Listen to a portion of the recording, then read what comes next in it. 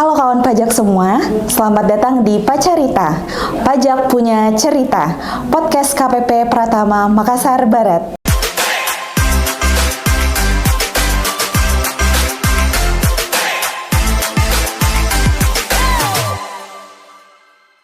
Tidak terasa, kita sudah masuk ke episode keempat. Bersama saya, Suci di sini. Pada kesempatan kali ini, kita akan membahas mengenai jenis pajak PPh Pasal 23. Namun sebelumnya, jangan lupa subscribe, like, dan komen YouTube KPP Pratama Makassar Barat, dan juga follow IG @pajakmks Barat. Nah, seperti biasa, saya tidak sendirian, saya ditemani oleh seorang narasumber hebat dari KPP Pratama Makassar Barat. Telah hadir Ibu Indiawati yang biasa disapa Kak Indi. Selamat pagi Kak Indi. Selamat pagi Ci. Iya. Gimana kabarnya nih Kak Indi? Alhamdulillah sehat Ci. Alhamdulillah sehat ya Kak. Oke. Sesuai dengan tema kita kali ini, kita akan membahas tentang PPh Pasal 23. Boleh dijelaskan nih Kak mengenai PPh Pasal 23 itu seperti apa? Baik, kalau kita bahas mengenai pajak penghasilan, ini berarti merupakan kewenangan dari pajak pusat ya. Sementara pajak penghasilan Pasal 23 sendiri itu adalah salah satu jenis pajak penghasilan melalui mekanisme pemotongan pajak atas penghasilan yang diterima oleh wajib pajak dalam negeri dan badan usaha tetap, baik dari modal ataupun dari pemberian jasa, dan penyelenggaraan kegiatan selain yang dipotong PPh Pasal 21 yang dibayarkan oleh badan pemerintah atau yang dibayarkan oleh subjek pajak dalam negeri. Oke. Telah disebutkan tadi ya Kak mengenai mekanisme pemotongan. Nah, berarti siapa aja nih pemotong pajak dari PPh Pasal 23 ini?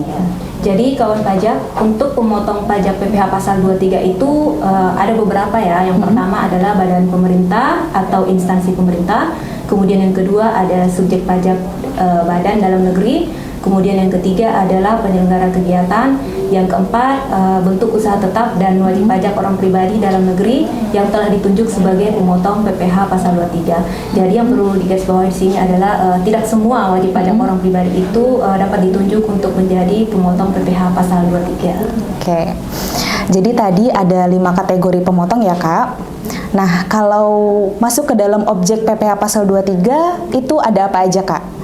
Ini ada 6 objek ya. Nah, yang pertama itu ada dividen, ada bunga, ada royalti, ada hadiah, ada penghargaan, ada bonus dan sejenisnya. Selain yang telah dipotong PPh Pasal 21, sewa dan penghasilan lain sehubungan dengan penggunaan harta, kecuali sewa tanah dan atau bangunan, dan imbalan sehubungan dengan jasa teknik, jasa manajemen, jasa konstruksi, jasa konsultan, dan jasa lain selain jasa yang telah dipotong PPh Pasal 21. Ya, sebelumnya sudah dibahas mengenai objek PPh nih Kak. Nah, yang bukan termasuk objek pemotongan ini ada nggak sih Kak? Boleh disebutkan ada apa aja? Tentunya ada Ci. Untuk yang bukan merupakan objek pemotongan PPh Pasal 23 itu yang pertama itu ada penghasilan yang dibayar atau terutang kepada bank. Kemudian yang kedua itu ada sewa yang dibayarkan atau terutang sehubungan dengan sewa guna dengan hak opsi. Kemudian yang ketiga ada dividen yang bukan objek PPh dan dividen yang diterima oleh orang pribadi. Kemudian yang keempat ada bagian laba yang bukan objek. Kemudian yang kelima ada sisa hasil usaha koperasi yang dibayarkan oleh koperasi kepada anggotanya. Dan yang keenam adalah penghasilan yang dibayar atau terutang kepada badan usaha atas jasa keuangan yang berfungsi sebagai penyalur pinjaman dan atau pembiayaan yang diatur dengan Peraturan Menteri Keuangan. Oke. Tadi udah dibahas mengenai subjek dan objek, sekarang mengenai tarifnya nih Kak. Tarif PPh Pasal 23 ini ada berapa dan boleh dijelaskan mengenai tarif tersebut? Baik.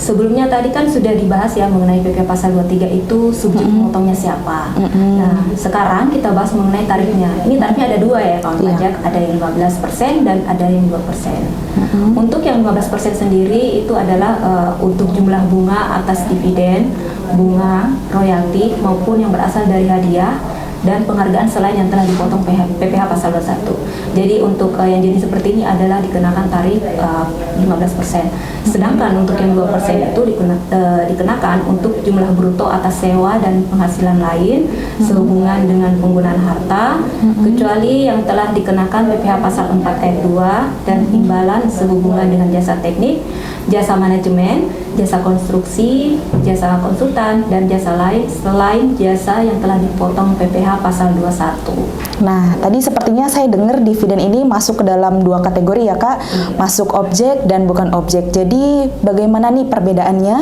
dan bagaimana perlakuannya sesuai dengan aturan yang terbaru yang ada di Undang-Undang Harmonisasi Peraturan Perpajakan? Untuk dividen yang dikecualikan dari objek pajak itu ada syaratnya, Cik. Jadi syarat yang pertama itu dividen yang berasal dari dalam negeri yang diperoleh badan dalam negeri dan orang pribadi dalam negeri sepanjang dividen tersebut diinvestasikan di Indonesia dalam jangka waktu tertentu ya. Kemudian yang kedua itu ada dividen yang berasal dari luar negeri sepanjang diinvestasikan atau digunakan untuk mendukung kegiatan usaha lainnya di Indonesia dalam jangka waktu tertentu. Oke, kita kembali lagi bahas ke pasal 23-nya ya Kak, tadi sedikit dikulas mengenai dividen.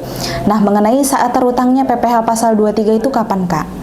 Nah, ini untuk saat terutang PPh pasal 23 ini beragam ya, Ci. Oke.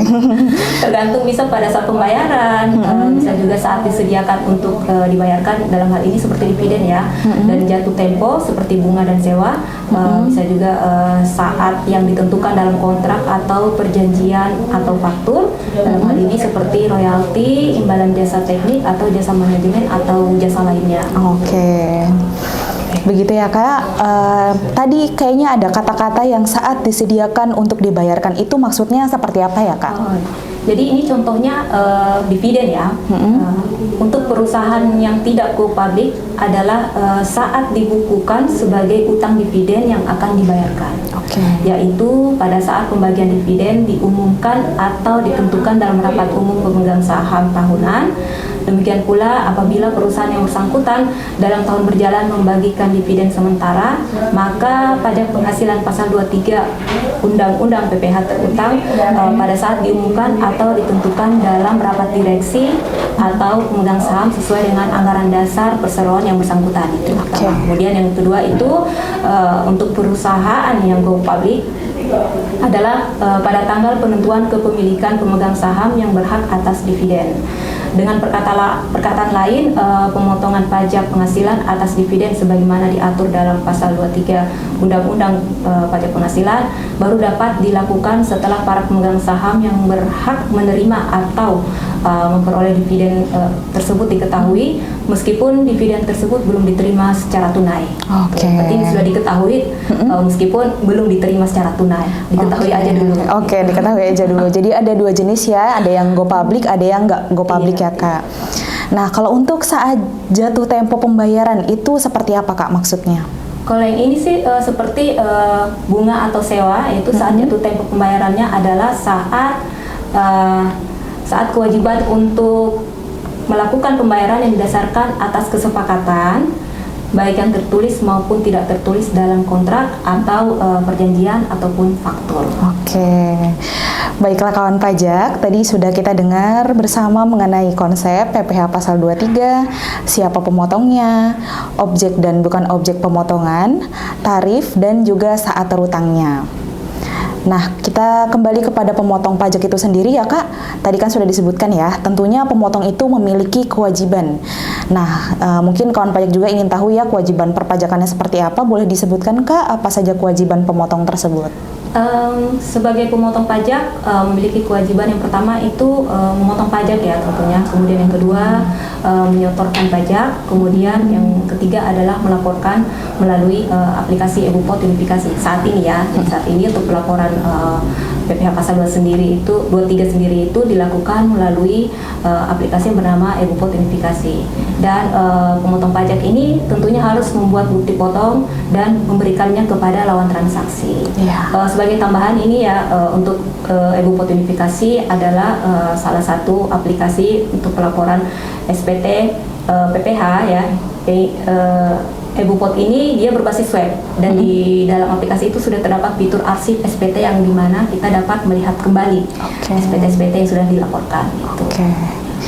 Nah, siap Kak. Tadi telah disebutkan ya mengenai pemotongan PPH pasal 23 ini adalah atas kegiatan selain yang telah dipotong PPH pasal 21. Sebenarnya apa sih Kak yang membedakan antara PPH yang tadi dipotong pasal 23 dan yang pasal 21? Nah, yang perlu diperhatikan di sini adalah penerima penghasilannya siapa, apakah orang pribadi atau badan. Kalau orang pribadi itu dipotong PPH pasal 21, dan apabila penerima penghasilannya adalah badan, baik itu dia CP, PT, lembaga, yayasan, koperasi, perkumpulan dan lain-lain yang berbadan hukum, maka dipotong PPH pasal 23. Jadi sangat mudah ya. Kalau orang pribadi itu PPH pasal 21, kemudian untuk badan itu PPH pasal 23. Oke. Terima kasih banyak nih Kak Indi atas ilmu yang telah diberikan pada pagi hari ini. Sama-sama, Ci. Oke.